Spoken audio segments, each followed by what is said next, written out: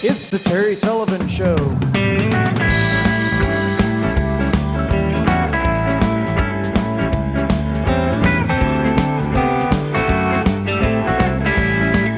Today's guest, former mayor of Southlake, Texas, and author of Walking in My Shoes, Laura Hill.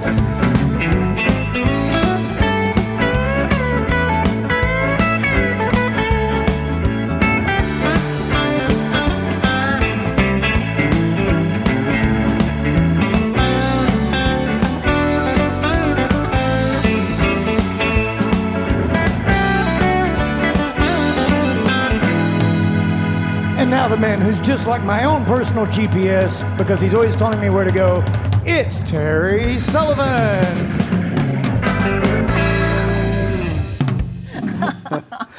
I got a few places I'd like to tell you to go. I can tell you that right now. Later. I don't want to disrupt Laura Hill's show though.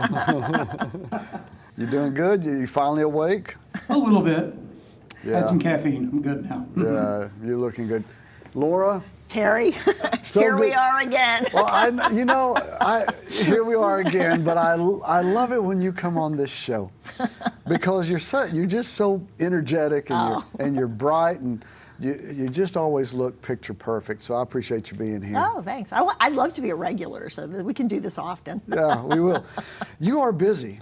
Yeah. I mean, you thought being the mayor of Southlake was busy. Write a successful book. You are busy. Yeah. Tell us how your life is going since the last time you were here, you were about to launch. Yep. And you did launch. And now, how many copies have you sold? Well, we're well over 4,000, but I just got a huge shipment in. So part of the deal with self-publishing is the company I'm working with sells the book on Amazon and Barnes & Noble. That's going on, but at the same time, you're selling books yourself. So the new me runs around town with one of those little roller bags. looks like I'm late for a flight, but I'm just trying to sell books. Right. So I've sold about 1,500 books myself. Wow. And that was the part of this whole process I didn't know anything about. Yeah. I don't know what I thought. I think I just thought I was going to put the book on Amazon, Barnes & Noble, Kindle, and everybody who knew me would go and buy the book. But it's really a labor of love. It really is like your baby, taking it all over the place. Sometimes the simplicity is not always simple, right? Right. Unintended consequences, unintended patterns, things we just don't think about when we're planning. And it happens in our life and it happens with projects. I bet it happened when you opened this restaurant. It still happens. Yes, It still happens. You can't plan it all out. And you kind of have to let your situation dictate where you're turning and where you're going. It's a great book, though, and it's going so well. Yeah. It's amazing, over 4,000 copies in a short period of time. You told me when you came in earlier that you got your first check from Amazon. Oh, my gosh. We won't discuss how much it was. I was just so happy because it wasn't even the amount, although I was thrilled. It was that it felt like it just came from heaven. I felt like, wow, that many people bought my book. It's crazy, so pretty exciting. And the longer you go, the more you sell. People are loving it. You're getting all kinds of feedback from it. I read about it on social media. But these book signings that you're doing, it just seems like that one leads to another. How do you find time? Well, I've had the same problem I had when I was mayor, same problem I had when I was on city council. I just can't say no. And what I wanted to do the first year, knowing that I'm writing a second book, was I wanted to get in front of as many people as I possibly could. And really for the last 3 decades, my emphasis has been on community service. So I want to speak to as many of our local philanthropies, our chambers, organizations, Rotaries, Kiwanis clubs. So I really try not to say no. And but I'm about close to starting to say no because I've got a lot of corporate opportunities to speak, and I think that's the direction I'll go eventually. Let's talk about that because I've noticed that. How did that work out? I mean, you're speaking more now than you were when you were mayor of Southlake. Right. I mean, is it just because you have Is it about the book? Is it about how to be successful? What's the topic? It's really about leadership. You know, one of the things, I thought I would go out and speak to people about the book, but what I found, yes, tell a little bit of my background story. People are really interested in my dad's story. But then sharing a lot of those, as you referred to the last time, those little golden nuggets of leadership, you know, to be able to share those and talk about what tomorrow's leader looks like and what we need to do to mentor the next generation to make sure that we do have future leaders. Yeah. So really, I'm finding myself talking more about leadership, mentoring, building a base of colleagues that can help you be successful. You know, Laura, your book speaks a lot about encouraging women. Yes. But it seems like that your book is speaking to everybody. Men, women, they're just enjoying the book. Yeah, thank you. I think because it is a father-daughter, lessons learned from my father, that obviously they would be lessons that would work, you know, for men and women. My experience, I understood, was the experience of a woman. So when I wrote the book, I looked at it in terms of feeling that I had more to offer women and not having walked in a man's shoes. But yes, you're right. Leadership at the end of the day, good leadership is good leadership. And so we can all learn from it, whether we're learning from a man or a woman, doesn't make a difference. So it has changed who you are in some perspectives. Instead of signing autographs as a mayor, you're signing autographs as an author. How does that feel? I'm very proud of it. You know, I feel like it's a good message that resonates with a lot of people. I honestly feel if I hadn't been mayor, it's like what came first, the chicken or the egg? You know, building the relationships as mayor and as a publisher and a business owner and an active member of the community, those are the relationships that got my foot in the door with the book. And now the book had to have substance, because then people would go and buy it for other people in their office, for friends, for Christmas. We had people coming by the house the 2 weeks before Christmas picking up 10 and 15 books, you know, to gift their office and to gift their high school age children, college age children. So I like speaking to people now about something bigger than local politics. Has it, I wouldn't say changed, but has it made a difference in your dad's life? I mean, does he say, why did you include me in that? Because people want to talk to him all the time. Right, he loves it. He's so excited. He actually bought, I said there were no family deals. He said, don't we get a family discount? You know, what's going on with this book? He said, you know, this book is about me. I should get a deal.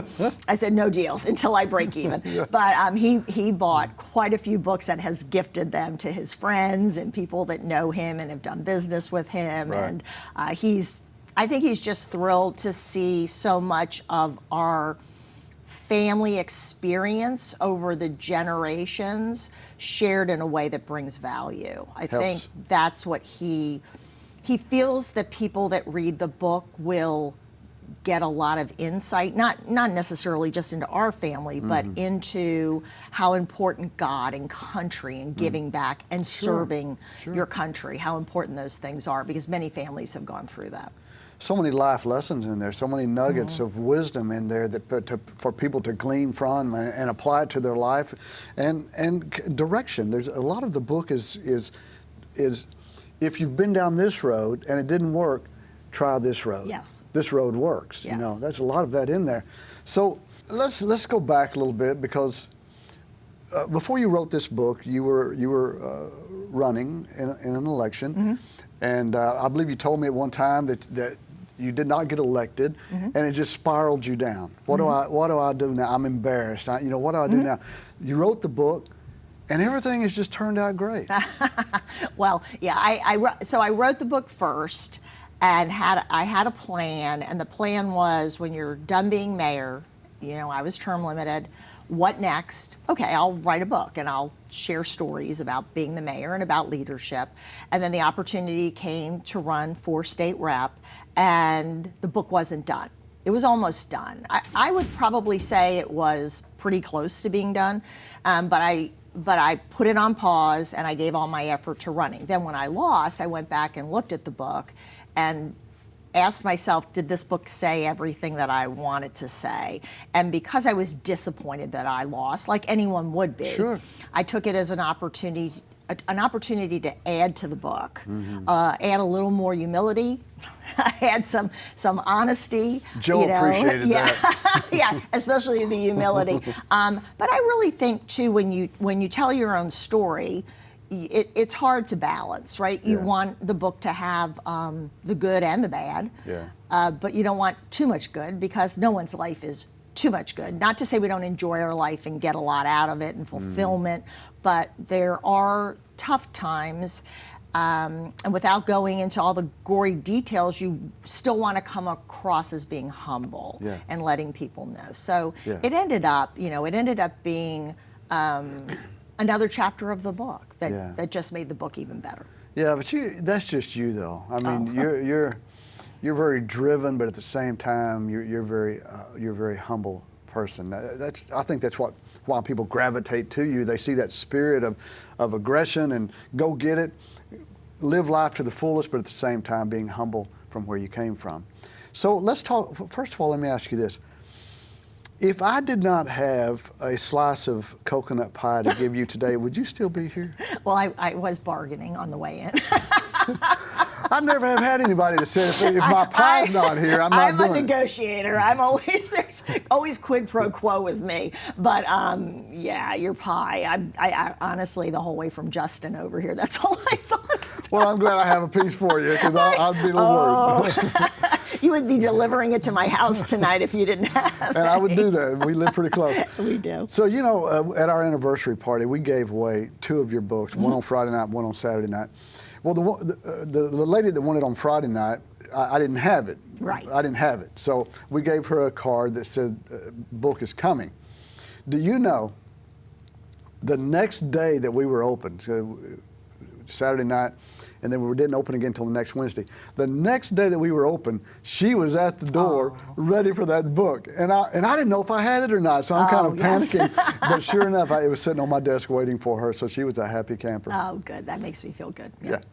So what are some of the responses that you're getting? What's the favorite one that you've gotten? The favorite. So I had a friend that sent me an email and said, or text message, and she said, hey, I'm on chapter 8, but I'm putting the book down for a while because it got me to thinking that I really need to spend some time with my mother's only living sister. Wow. So she actually picked up the phone, called her aunt, who is now, I think she said, in her late 70s, and they have been having weekly phone calls now talking about their family and about the relationships. And she said she learned things about her mom and about her mom and her dad when they started dating that the parents just never thought to share those stories.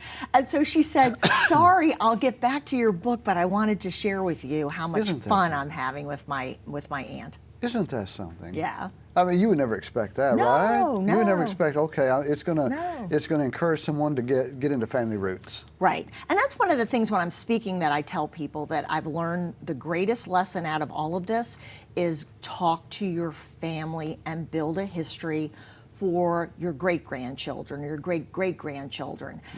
Whether it's just doing it by a voice recording, maybe it's jotting down notes. It doesn't have to be a book. Sure. But that's the greatest lesson, because I say it all the time, we're all on our own journey, right? Right. But if you don't share that journey with others and the good decisions you made, but also the things that didn't work out, the disappointments, I mean, you do a disservice, even just to your own family, if that's as far as it goes. So, yeah, I've had people, every day I get a text from someone with a screenshot of a page, and they say, oh my gosh, you're talking to me, or, my children and I did the same thing when, they were younger, and thank you for sharing that. I hadn't thought about it for years, so. I encourage everybody to read the book. I've read it twice now and have gotten something different out of it both times. It's a book that can help, I don't care what age, genre, it doesn't matter. It's a book that can help everybody in their journey through life. Let's talk about your new book. Okay. So it's entirely different. Entirely different. How so? Well, actually, when I sent the first 3 chapters to the editor, they were like, wow, this is completely different. So I got halfway through writing this book, and I started thinking about, if I could write anything I wanted to write, what would I write about? And the new book is called Where the Mean Girls Go. I feel very strongly about the topic because I don't think that women support each other in life, in business, the way that we support men. I think women are much harder on other women than they are on their male colleagues, and women do Why not do you think mentor. That? I think Competition? The reason I picked the topic, the title of the book, Where the Mean Girls Go, because it starts on the playground. It just starts very organically with how little girls learn to kind of mold into cliques, how little girls see little boys as, the boys are the tough ones and run around the playground playing sports and kicking the ball and pushing each other and shoving each other, and how little girls, kind of bunker down and try to get the boys' attention, but they do it in their own way. And I think, unfortunately, women become very competitive with each other and have a real hard time as we take it to the next level, out of high school, out of college, and into the working world and into politics, where women don't like to see other women succeed. They really don't.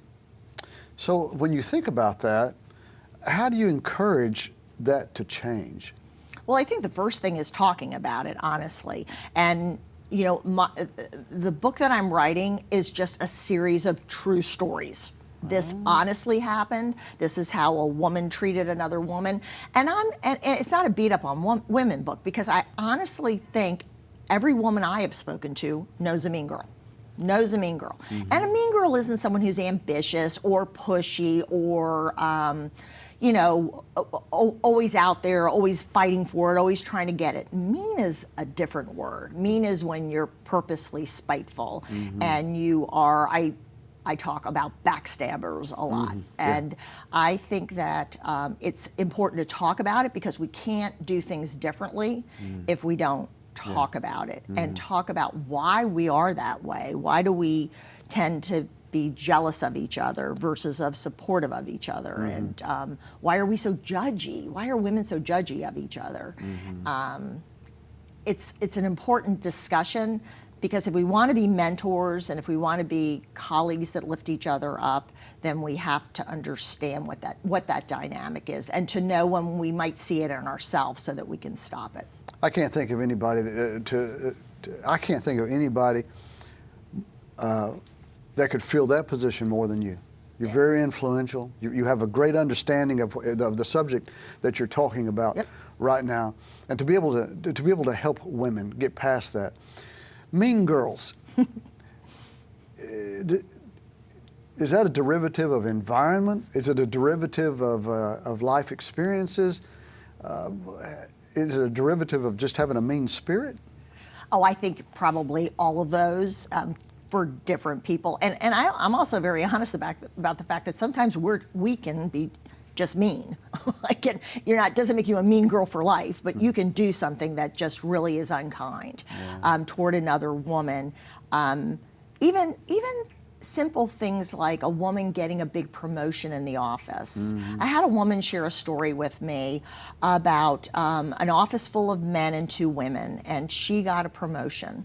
And she walked into the office the next day, and the men had brought donuts, and everybody was cheering.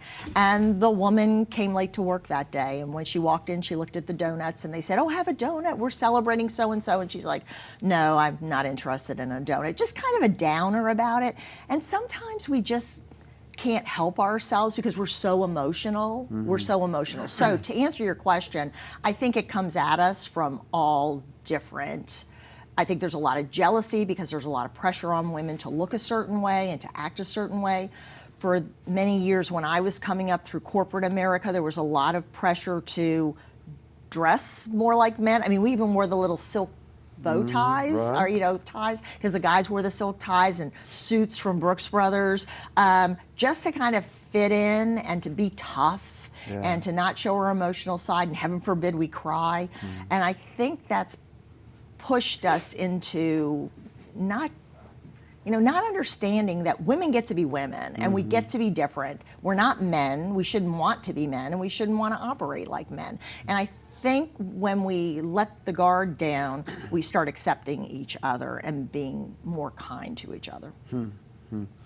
So this book is going to be 15 chapters.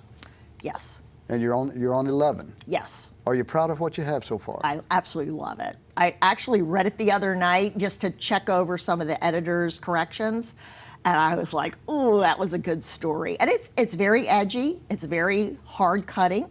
I write some stuff that I'm even surprised that I wrote, but I feel like it's a very important message. What do you say to the woman who is a victim of mean girls in an office? This is a woman that's unpretentious, but she goes in and she gets bullied by other women in the office. What do you say to that woman? Well, and I think the bullying isn't always just with other women, it's also with men. And it's interesting you asked me that because it's happened twice now that after a book signing, a woman has approached me with a problem in her office. My advice that I give to people is to first and foremost, take a look at yourself and how are you presenting? Are you doing your homework before you walk into a meeting, or are you making it easy for other people to discount your opinion because it's not based in research or fact? We as women shouldn't be afraid to change things up and to change our presentation and work harder to accomplish maybe something that a man or a more ambitious woman might be able to take a little bit for granted. So I do think you have to look at yourself first and really analyze yourself and use mentors and colleagues to role play. The one woman that I talked to was having a problem with a bunch of men in her office, kind of discounting her opinion. And when she and I talked it through, and I told her, go back and look at history of other decisions made in the company where going the way they want to go didn't pay off, and remind them of that in a very professional way and say maybe it's time to try something different. And ironically, a month later, she called me back and she said they all looked at her with their mouth open because they were like, where did that come from? Right. But what she realized then is that going forward, she had to be that same person. So, do women get in situations that are unfair? Absolutely. But the first thing you have to do is take a look at yourself and say, what can I do to mix this up that might change the dynamic? Not just with other women in the office, but with men also. Or possibly, what am I doing to provoke? True. What am I doing to provoke that kind of action toward me? Is that fair? Yes. And one of the things I talk about that I think is a little controversial, but I remind women that we're being judged by what we put out there, how we dress, how we carry ourselves, what we post. You cannot go out on Saturday night with ripped jeans and holding 6 drinks and then walk into a business meeting on Monday morning dressed very professionally and think people didn't see that. We're always being judged. Is it fair? Life's not fair. Get over it. Women need to be much more professional in their dress. You dress for where you want to be. You are constantly working toward and presenting toward who you want to be, where you want to get to. And so a lot of women have gotten so casual that it's working against them. You're not going to ever see me, and not that I'm anything great, but I just learned that lesson a long time ago. Every opportunity to speak to someone or to be in front of someone is an opportunity for some door to open in the future, and I dress for that, and I carry myself for that. When will the book be released? May. In May? Yeah. I'm excited about that. I'm excited too. I might have to move, but I'm excited. So let me ask you this. So is there a book coming after the second book? You know what? I haven't been inspired. I haven't been, this was on my heart. The whole Mean Girls thing was on my heart. And I have had a few people call me about writing books for younger women, writing books for preteens and teenagers, just about the importance, yes, of leadership, of how we present ourselves, the ability to sit down and have a conversation and look someone in the eye. I was watching a show, and a woman texted me, and she said, turn on this TV show and tell me what you notice. I thought that was random. And so I'm watching the show, and what I noticed was the young people on the TV screen, and they were maybe mid-20s, late 20s. Everyone kept saying like. It was a habit. And she said, why do they do that? Isn't that just bad English? I said, I think it's probably nerves being on television. I said, but it's also this texting mentality. We never sit down and have to not only worry about how we're sitting, how we're fidgeting, how we are making eye contact with the other person. And it's easy when you're sitting and you're just texting. No one cares that you're in your pajamas, right? And you got flip-flops on. It doesn't matter. So it's been a detriment, I think, a huge detriment to society through the years that we don't have front porch conversations. Oh, yes. Because when you text, you can say something, but the way it's perceived on the other end may be completely opposite of what you meant. Right. But you can't see that person. You can't see their eyes. You can't see their expressions and all of that. I was texting someone this morning, and they made what I thought was a really good decision. And I went to text them back great with, 10 exclamation points and emojis. And I thought, are they going to feel like that was great? Or should I just pick up the phone and say, wow, I'm really impressed with that decision? So I picked up the phone and called. Well, that's the deal. You get conscientious of, that's the deal. I do the same thing. I'll text and I'll read it 5 times going, well, how are they going to perceive this? Right. I have to call. Hey, let me ask you this, because we got to, when you come on the show, it just flies by, and I have 15 other questions I want to ask. But the main one is how do you like my cups? I'm telling you, this place is getting so classy. My only question is if I come back in a couple of months, do I need to bring the cup back? Because, it's kind of... Well, I don't want to spend another 2 cents, that's for sure. I don't know. I think, are you in the merchandise? What do they say now? You have to have a side gig, so yours is merch with a... Well, here's the deal, When I wrote, and by the way, I wrote on all these, but when I wrote on yours this morning, I spelled it A-L-A-U-R-I-E, and I said, doggone it, I misspelled her name. Darn, here goes that cup. Well, that's one of the things I've learned signing books is you ask them how they spell their name, because people spell their names the craziest ways. Crazy ways. And you think you hear it one way, but it's spelled a completely different way. And I've heard some beautiful names, but I made a few mistakes. So. Laura, thanks for coming. Good luck on your good luck with the continual sales of Walking in My Shoes, and good luck with your new book as it comes out in May. Thank you very much, Terry. Terry, let's go, Bubba.